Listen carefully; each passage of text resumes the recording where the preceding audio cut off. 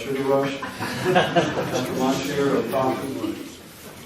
Well, I'm told I want to start the panel in 15 minutes. Panel discussion and be out here by 2. That's the goal at least. So, you know, okay. We had talked about, before we left, you know, what are you trying to achieve?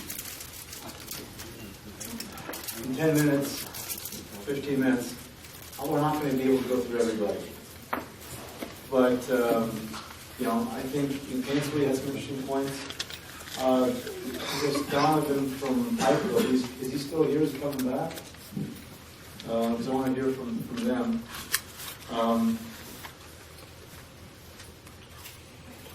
At lunch, we were talking with Brett Traver.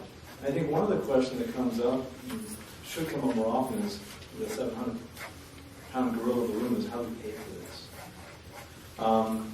I think some of it's, you know, already, and as I said, we're already paying for it to some extent. There's also program funding. But I was interested in finding out more about these districts, these, what are they called again? You know, local tax for broadband, you know, for the development district kind of approach. So I want to understand more of that, because are you just looking at, you know, that for infrastructure, or do you also put money aside for that awareness that was being talked about here? And so maybe I can, you know, with that lead in, start with you again about, you raised, how do we raise awareness and understanding, I think you mentioned. How do you find the resources? What are the goals and vision that you have? Talk to a lot of people. Find out what they have available. I think instead of trying to reinvent the wheel, maybe look at some things we've done in the past, that what worked, what didn't work, try to put that together. Who are the organizations in your area that you would count on when you would look to have those conversations? Chambers of Commerce, Area Development District, EcoSet, SCED, KAED, KIED, anybody who has anything to do with anything. And in terms of the goals and vision, what do you expect is realistic in 6 months, 12 months?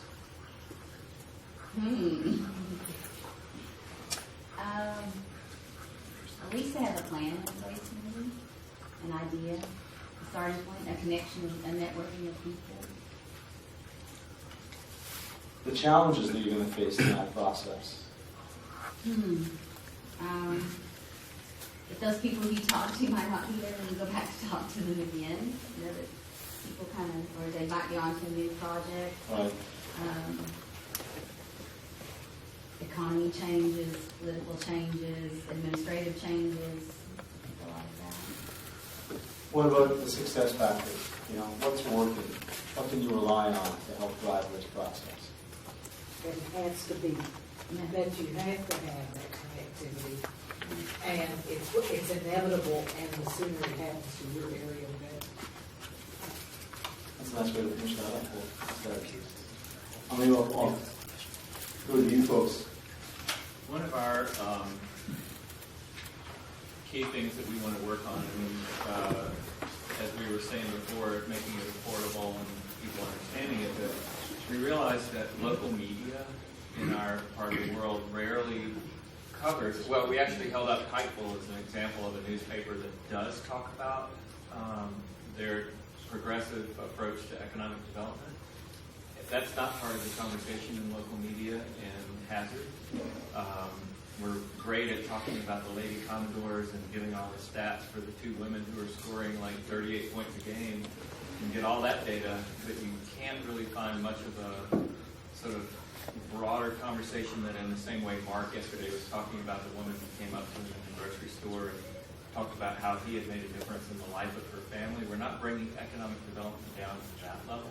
So we've set up an action plan to meet with the paper, the TV station, and to have this conversation, basically not to critique them, but to say, what can we do to support you in telling this important story? I hear there's a community radio station in Whitesburg might be helpful.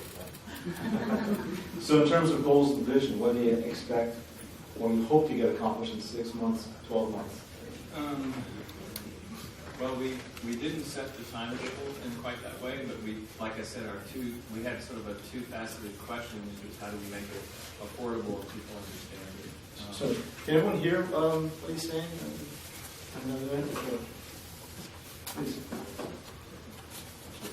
Well, please continue. Yeah. Oh, okay. I just want to make sure everyone heard what you were saying. Yeah, and well, that was really the thrust of it, was just that outreach capability that we need to do. So, in terms of the challenges you're going to face, the challenge is that they're not necessarily going to think that the economic development story is what their readers want to hear. And so we're going to, like I said, in the same way that Mark translated that experience in the grocery store into something that was meaningful and helped motivates him to continue doing the work, we're going to need to look for ways to tell this broadband story from the difference it will make in people's day-to-day lives if we do this. what kind of resources will you use to make that happen? You mentioned the radio station, I think. The local newspaper and the radio, but honestly, I think it's going to fall to us because they're shorthanded to figure out how to be better storytellers. And who's going to collect those stories? Are you busy? We didn't get that far, but we have a coalition of people that are pretty engaged with this work through a downtown revitalization effort and stuff. So we'll reach out through some networks. But I think part of it is just learning to tell a story that combines the human dimension of it with the difference that can, with some of the data like that you were presenting. We have to weave both of those together. And I think we have some natural storytellers in the community that are good at that, so we could ask them to be part of that effort. But honestly, we're just at the outset of trying to figure out how to do it. We're just acknowledging that right now it's not part of the community conversation to care one way or the other about this. There tends to be kind of either an attitude of indifference or pessimism. Or just other things to focus on, the technology, for example, rather than this side of it. Right. So thank you very much. I thought that was really good. I'm glad this is being recorded. Anything else to add? We've only got about 9 minutes left. Anything else to add from your group that you wanted to share with us? I think so. Okay. Well, I'm going to transition now in the interest of time. Moving to action is really what we call an impact-based planning approach to broadband. And I think one of the first steps is understanding how this connects. We hear some anecdotes, a lot of anecdotes and data, and that's what we want to collect. What SMG we want to do is help tell that story as well as accelerate that process. And share that story back so that we advance that broadband agenda, not only on that infrastructure technology supply side, but also on that demand side. People understanding what's possible and then taking action to make it happen. And then uncovering those specific impacts. It's a process. I've put up on you can see that. There's a couple of links there. For this conference, we put together some resources. A broadband toolkit for you to go. It's a holistic approach to go through this. There's also 3 tools. The readiness tool for communities and regions, the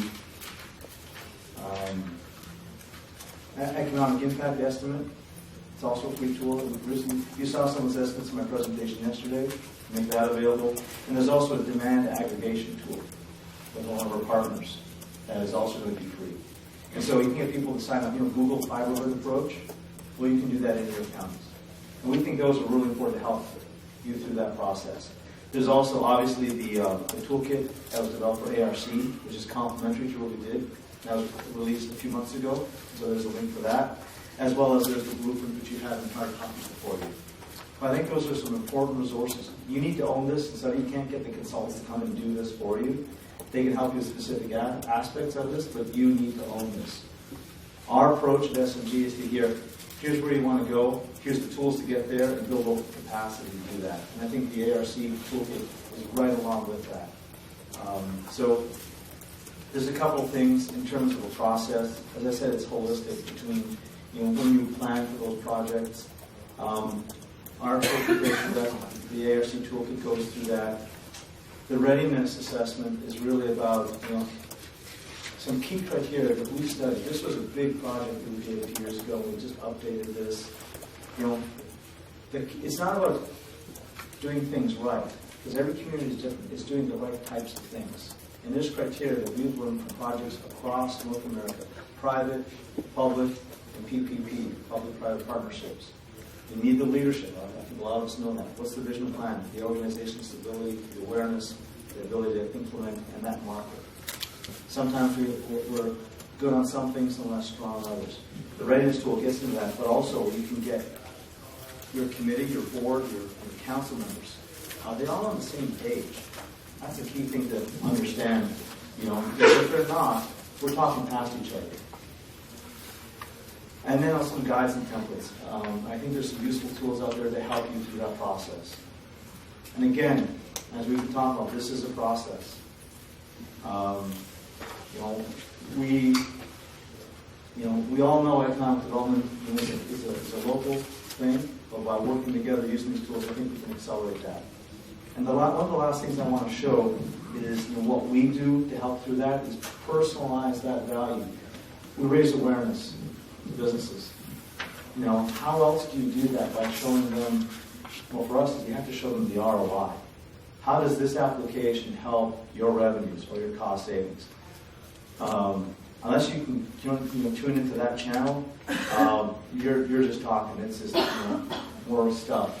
But when you can show you're creating new jobs, not only for those businesses that are growing, but for those technology and industry providers that can help them implement those solutions. Here, we're going to do your posts on Twitter and all those social media outlets. And all that stays in the local economy. It's local economic growth. So with that, I think I am actually 2 minutes ahead of time. And I want to thank you all for participating. I think we'll do the panel next.